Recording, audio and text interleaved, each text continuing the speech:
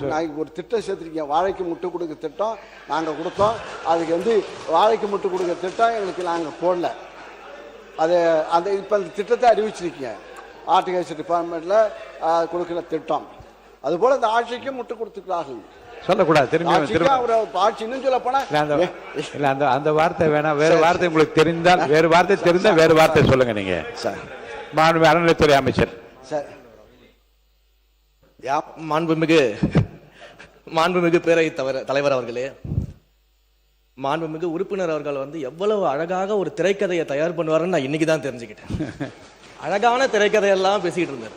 அதுவும் விவசாயிகள் மகிழ்ச்சியாக வாழ்ந்தார்கள் 5 ஆண்டுகளில் போற போக்கில் ஒரு திரைக்கதை வசனம் ஒன்று சொன்னார்.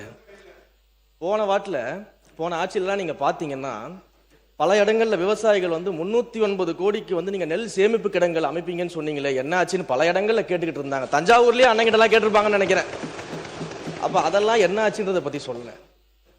வாகன போக்குவரத்து இருக்கு பாத்தீங்களா, அந்த கொள்முதல் செய்துவிட்டு வாகன போக்குவரத்து செய்யக்கூடிய பல்வேறு முறைகேடுகள் நடந்ததாக விவசாயிகள்லாம் போராட்டம் பண்ணாங்க. அதெல்லாம் அண்ணன் கண்ணுக்கு வரவே இல்லையா என்னன்னு தெரியல. கரும்புக்கு ஒரு விலை நிர்ணயம் செய்துவிட்டு, கரும்புக்கு ஒரு விலை நிர்ணயம் அரசாங்கம் செஞ்சா அந்த விலைக்கு கீழே இன்னொரு விலையை அதிகாரிகள் நிர்ணயம் செய்து கருது கொள்முதல் செய்ததாகலாம் அன்னைக்கு விவசாயிகள் போராடினாங்க, பிரச்சனை பண்ணாங்க.